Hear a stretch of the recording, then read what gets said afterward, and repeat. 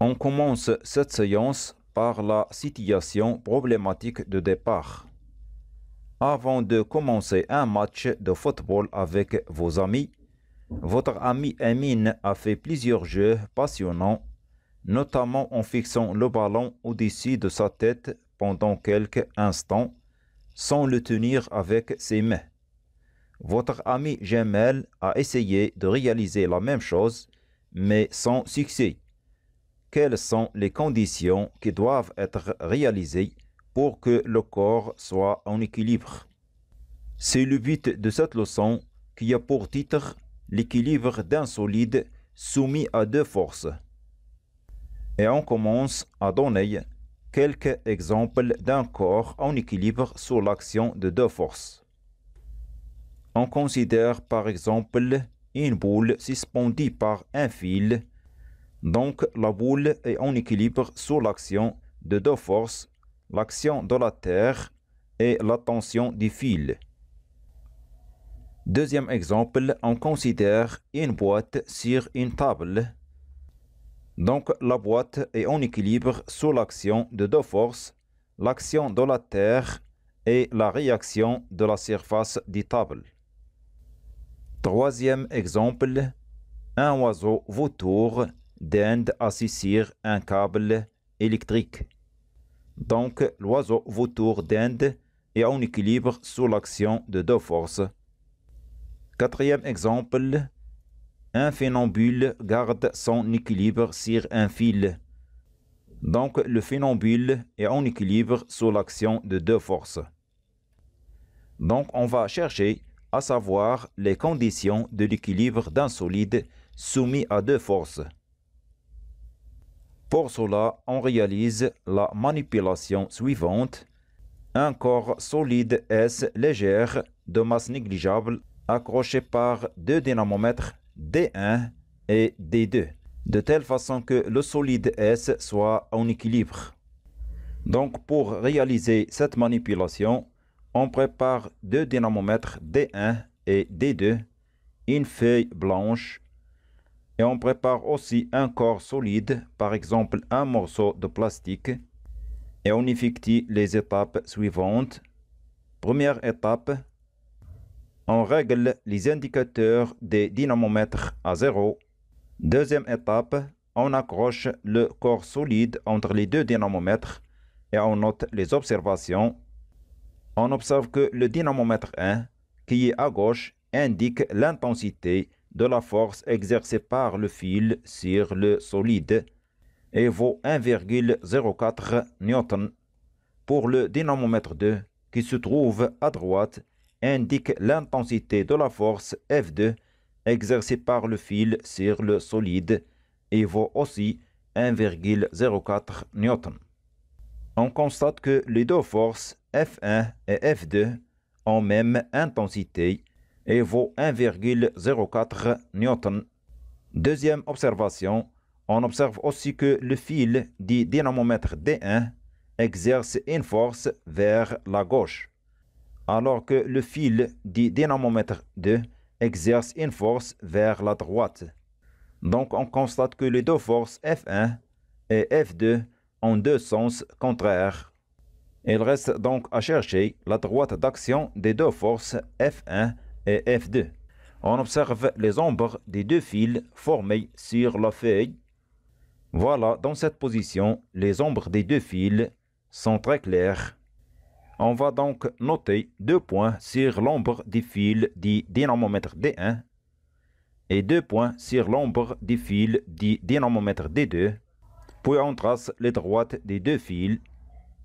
On constate donc que les deux droites sont confondues et on dit que les deux forces F1 et F2 ont même droite d'action. إذن لقد قلنا بأن الجسم الصلب والخفيف في حالة توازن تحت تأثير قوتين، قوة دينامومتر D1 وقوة دينامومتر D2، حيث أهملنا قوة الأرض ما دام الجسم الصلب خفيف جدا. وتوصلنا بأن للقوتين F1 و F2 نفس خط التأثير، نفس الشدة 1,5 نيوتن 1,5 نيوتن، ومنحيين متعاكسين. إذن لكي يكون جسم صلب في حالة توازن تحت تأثير قوتين فقط، يجب أن يكون لهاتين القوتين نفس خط التأثير، نفس الشدة، ومنحيين متعاكسين.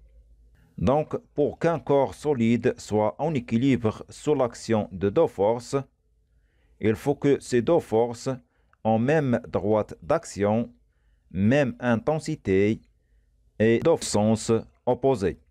Et on rédige la leçon et on écrit bilan des forces exercées sur le solide S.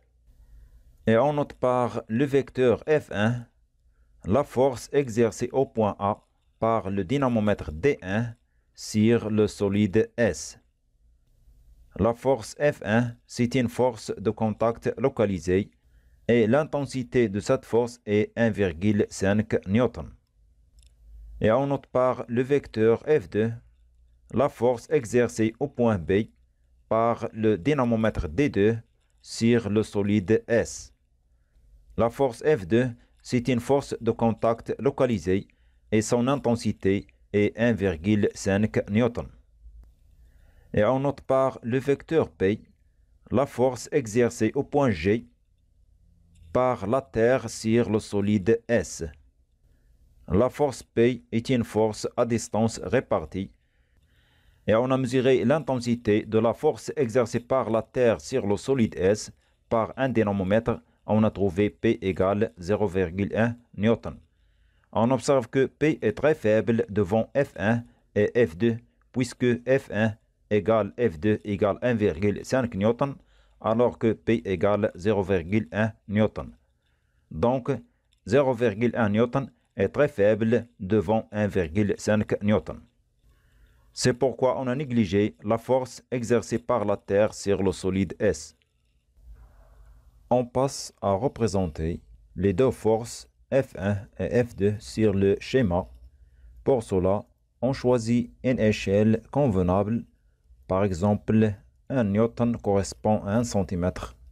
Et on a F1 égale F2 égale 1,5 Newton. 1,5 Newton correspond donc à 1,5 cm. Et on trace donc sur le schéma une flèche de longueur 1,5 cm pour représenter la force F1. Et aussi on trace une flèche de longueur 1,5 cm pour représenter la force F2. On passe à écrire les caractéristiques des forces F1 et F2 qu'on va résumer dans le tableau suivant. Et on copie le schéma précédent devant nous pour remplir ce tableau. Donc on va déterminer les caractéristiques des deux forces, vecteur F1 et vecteur F2. Pour la force vecteur F1, le point d'application est le point A. La droite d'action de la force vecteur F1, c'est la droite qui est confondue avec les fils des deux dynamomètres D1 et D2. Donc la droite d'action de la force vecteur F1, c'est la droite AB. Le sens de la force vecteur F1, c'est du point A, le point d'application, vers à gauche. L'intensité de la force du vecteur F1 est indiquée par le dynamomètre D1. C'est donc F égale 1,5 Newton. On passe à déterminer les caractéristiques de la force vecteur F2. Le point d'application, c'est le point B. La droite d'action, c'est la même chose, c'est la droite AB.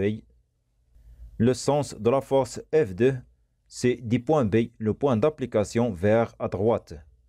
Donc le sens, c'est de B vers la droite.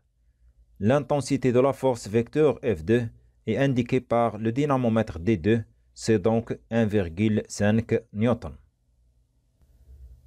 Donc le résultat obtenu, c'est qu'un corps soumis à deux forces est en équilibre si ces deux forces ont même droite d'action, même intensité et deux sens opposés. Et on écrit donc, on constate que si le solide S est en équilibre, les forces F1 et F2 ont même droite d'action, la droite AB, même intensité, F1 égale F2 égale 1,5 newton, deux sens opposés, de A vers la gauche et de B vers la droite. Enfin, et en général, on écrit la conclusion suivante. Si un solide est en équilibre sous l'action de deux forces F1 et F2, alors les deux forces ont même droite d'action, même intensité et des sens opposés, qu'on résume cette deuxième condition par la relation suivante. Le vecteur force F1 plus le vecteur force F2 égale le vecteur 0.